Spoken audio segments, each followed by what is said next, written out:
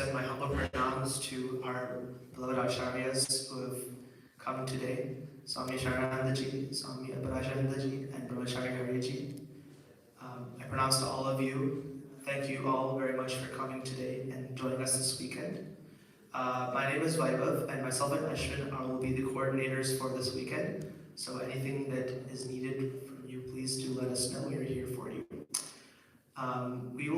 We are very fortunate to have very, very astute, prominent, and very devoted acharyas for this weekend. And I will now ask Swami Sharanandaji, the resident acharya of Chinmaya Badari, to say a few words.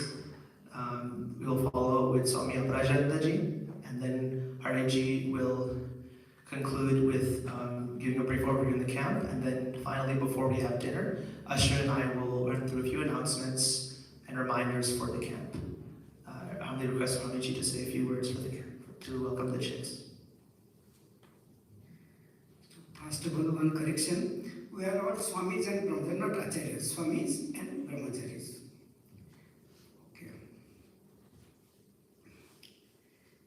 How many of you have come on your own, that you decided that I want to do the CHYK camp, I don't want to miss, I will go. How many of you thought? 1, 2, 3, 4, 5, 6, 7, 8, okay. Oh, that everybody give their hand. Nobody has come because of the parental pressure? Go there, you'll find somebody? No? Not like that? Okay, that is good. That means we are in a good state, and that is very much needed. Now, see, all of you are staying at home, you are going to school and college, you are involved in different activities. One thing that is missing in our life is a little quiet time. Mind needs some quiet time. All the time our mind is busy, of course, our activities. Plus, when we are not doing anything, we take a phone and the entire world in the phone. And how much time we are spending on the phone. All the time there are so many, I don't know those things, don't ask me. But we are spending, so there is no rest for the mind at all. But this place is such that you will stay in Abhyuda, use that place just as much time if possible, just maintain that silence. When don't talk, okay, sit there, what you are doing, and how many necklaces you are, don't talk about all those things. That anyhow you have the time to talk. But these 3 days, spend time as much as possible. So let our mind be acquainted with that calmness. And once you feel that, then you will always your life will come. Because mind needs to be calm, like a car we drive. Then that car, then we go to the, I don't know why it is giving us. Yeah, right. Then you will feel very energetic. There is a camp recently here. There are some people came from Mexico. They are not related to Mr. Narendra. They are all Mexicans. Then one lady was a teacher, and she was teaching. We stayed here for 4 days or 5 days. We stayed here. Only one time they would take food. No food, only food. Okay? And at night they will remain awake. They will sit on the outside in the patio and they will see the moon and everything. That is some other kind of thing. And the last day, you know, really, they were crying. And they lost a taste for meat because they are all meat eaters. They lost taste. They told us, we don't feel like eating meat anymore. And then when so calm, just by staying in that atmosphere, they feel very good. All the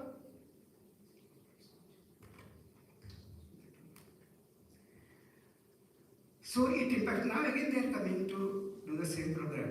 Okay, what I'm telling, you should go with something from here. Talking to friends, of course all the friends are there. I know you have got a lot of things to talk, that is known, but little, I will resist little. Okay, I will talk after the camp is over, keep writing everything, and at the end of the camp, talk as much as possible. But enjoy the silence and Puja Buddhist blessings and all our Swami Abhirajanandaji Have you seen him? You can search. And whatever you can ask, anything. How to even sneeze also, somebody has given lecture on every topic. I'm not only sneezing, but I'm telling you every topic he has written. And of course, Hariji, he is known very well. Very nice teachers, very learned teacher. They have dedicated their life. Swamiji was an electronics engineer. Can you believe? Now we want to become an engineer here, but Swamiji has become engineer, and that money, that job, and everything he has given up, and Swamiji is sitting here and talking, gives talks whatever he has understood. Okay, so best teachers take as much advantage as possible, and let Puja Buddhist blessings be with all of you. Hari Om.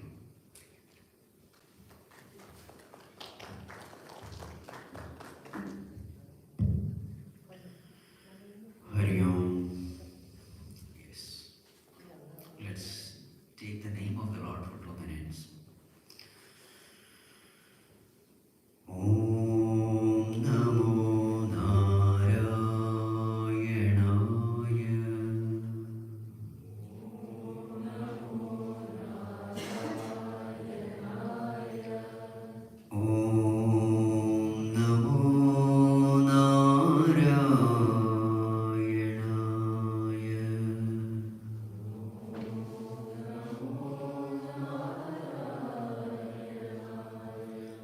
Om Namo Narayanaya. Om Namo Narayanaya. Om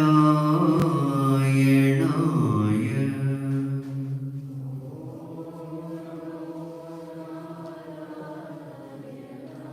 Narayanaya.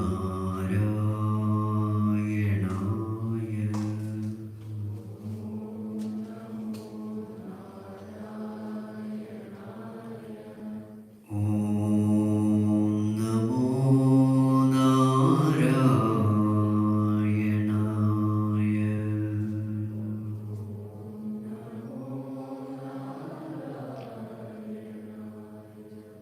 Om Namo Narayana.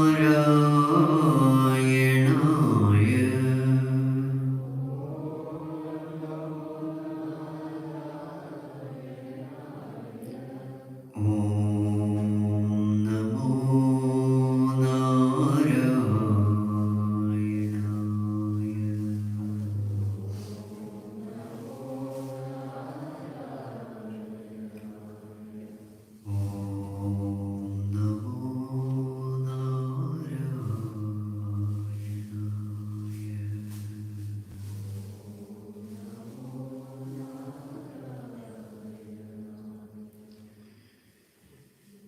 Sadashivasamarambham Shankaracharya-madhyamam Asmadacharya-paryantam Vande Guru-paramparam Shruti-smriti-purananam Alayam Karunalayam Namami Bhagavad-padam Shankaram Lokashankaram Shankaram Shankaracharyam Keshavam Badarayanam Sutrabhashyakrutau Vande Bhagavanto Punah Punah Samasthajanakalyane Niratam Karunamayam Namami Chinmayam Devam Sadgurum Brahma Vidvaram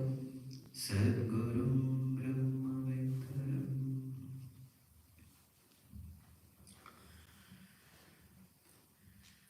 How many of you have your parents as Chinmaya Mission members? And how many of you don't? Okay. You're associated with Chinmaya Mission some way? No. Okay. You see, there is a very famous quote I'm sure you all must be knowing it. Beware of your thoughts because they become your words. Beware of your words because they become your actions. Beware of your actions because they become your habits. Beware of your habits because they become your character. Beware of your character because they become your destiny. Have you heard of this? A very famous quote. Thoughts. After that, tomorrow I'll be asking you. Thoughts, then words, then actions, then habits, then character, then destiny. Very good. So everything starts from what? Can you go one more step back? Beware of your dash because they become your thoughts. Can you guess what is that?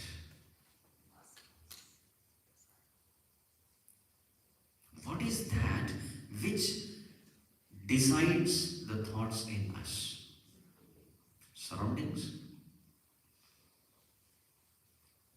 Surroundings comes much later.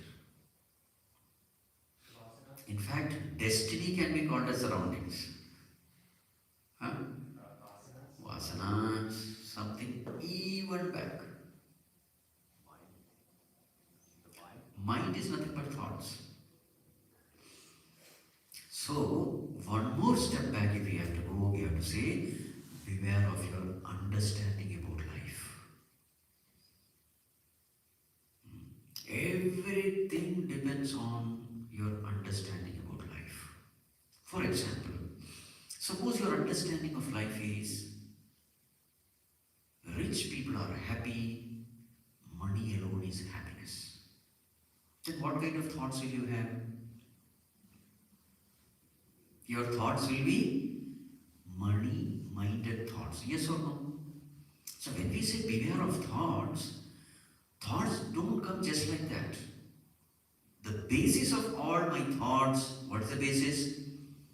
My understanding. So therefore, if my understanding is wrong, what kind of thoughts I will have? Wrong thoughts. So then everything becomes wrong. Yes or no? Wrong words, wrong actions, wrong character, finally wrong destiny. Wrong destiny means what? The environment which I attract towards myself. A person has this understanding. What? That unless I fight with others, harm others, I cannot be safe, I cannot be happy. If this is his understanding, what kind of thoughts he will have? Criminal thoughts. What kind of world he will attract towards himself? A criminal world, an underworld. Yes or no? So therefore, what is the most important thing in life? Right understanding. That's why education is the most important thing. Because in education, we are training our mind to think. If the education is wrong, everything goes wrong. If the education is right, everything is right. Unfortunately, in the modern times, what kind of education are we getting? Our education is merely a bread-winning education. Our education is merely a money-making education. Yes or no? What is the true purpose of education?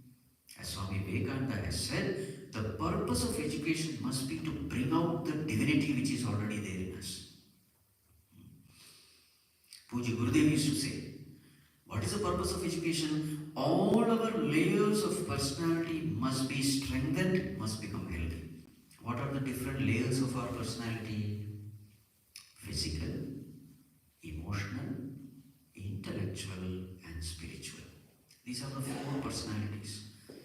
Only when our education strengthens all these personalities, we can say that education is a healthy education. Physically, you must be strong. Emotionally, we must be strong. What is the sign of emotional health? What is the sign of emotional health? When we are entertaining noble emotions of love, of devotion, of compassion, of forgiveness, then we say emotionally we are healthy. Then intellectual health. What is intellectual health? I must know who I am. I must know what is my relationship with the world, and I must also know what is my relationship with the Creator, the Lord. Then we say, intellectually I am healthy. And the last one is spiritual health. What is spiritual health? I must know myself as I am. That is called a spirit or supreme self. So when we have this right understanding about life, when we are healthy at all levels of our personality, then you are truly an asset to the whole world. Because wherever you go, you are peaceful, you are cheerful, and you spread peace and cheerfulness to everyone.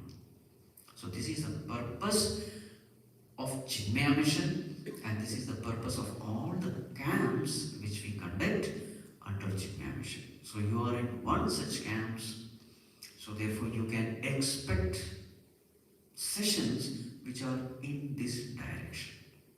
Is it clear? Yes. So I sincerely invoke the grace of the Lord, the blessings of Puja Gurudev. May we all make use of this camp to the best of our capacity and thus go from here as a better person. Thank you, Hari Om.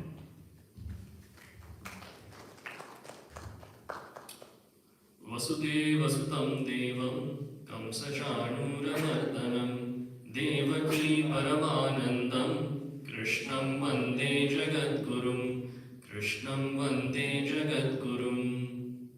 Pranams to both amazing Swamijis.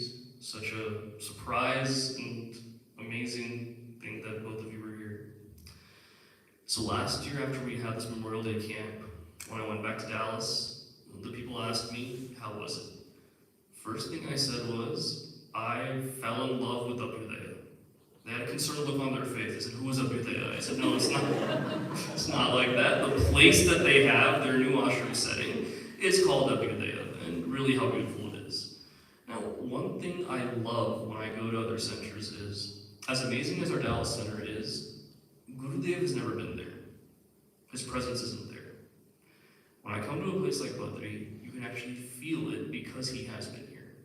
There are a few select special places like that even in this country, whether it's Krishnalaya, whether it's places like Badri where you actually feel that presence. It's wonderful to be around that. Now, as far as the theme of this camp, I know it sounded a bit strange, didn't it? The joy of stress. Seems like an oxymoron, a paradox. How can that go together? I'll tell you a little story. When Bhagavan first made all the beings, all the animals in the world, he gave 4 of them 30 years to live each. He gave the human 30 years to live, a donkey 30 years to live, a dog 30 years to live, and an owl 30 years to live.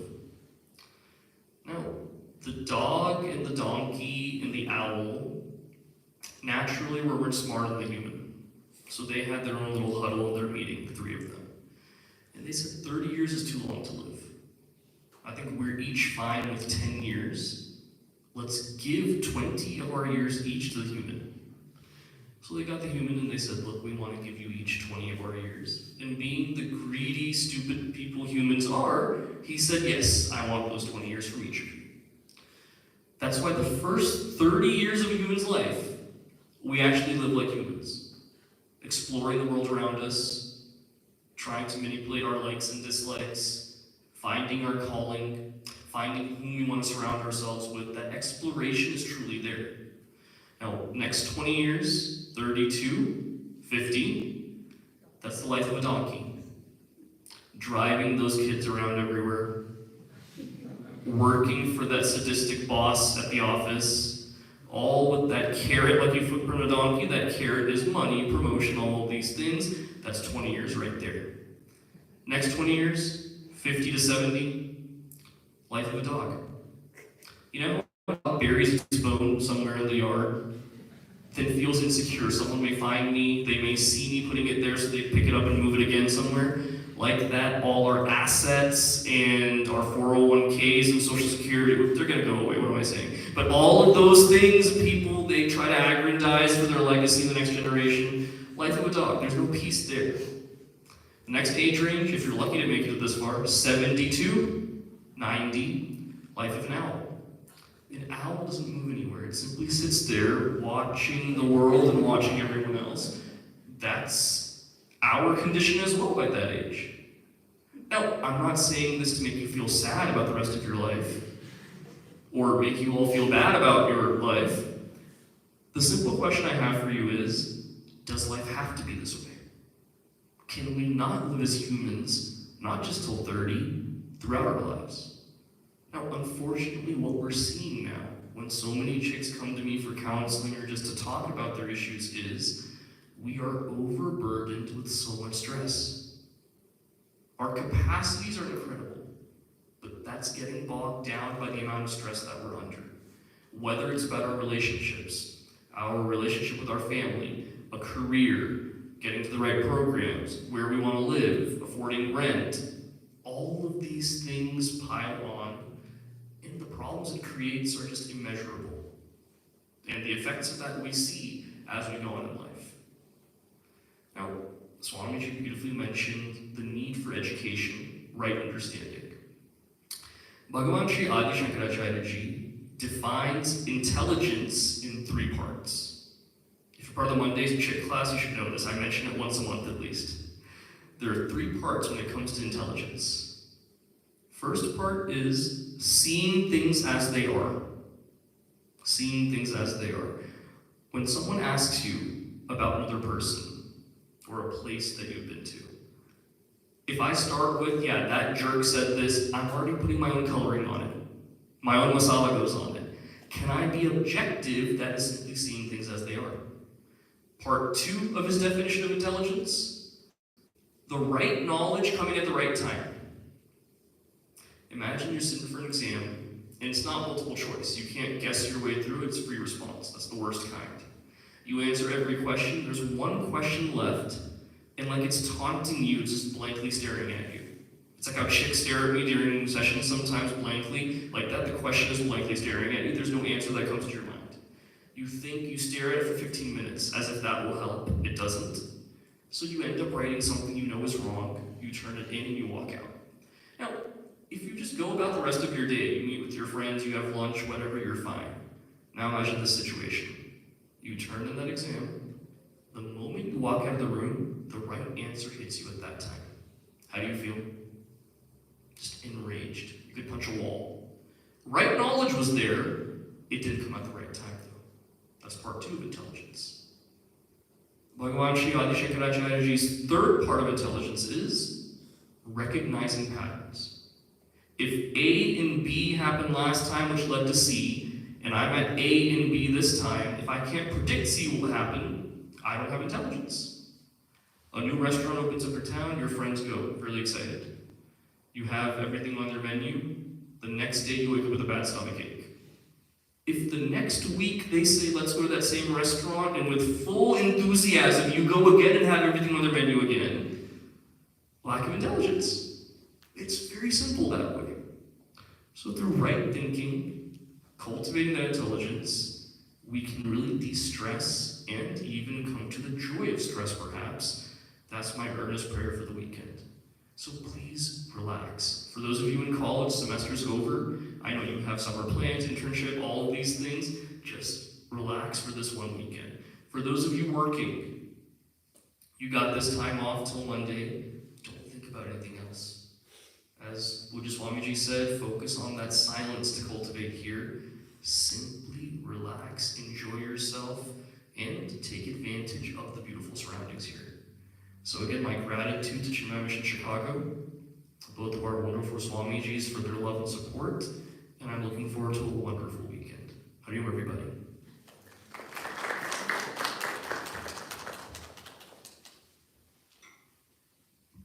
Thank you, Hariji. Thank you to both our swamis.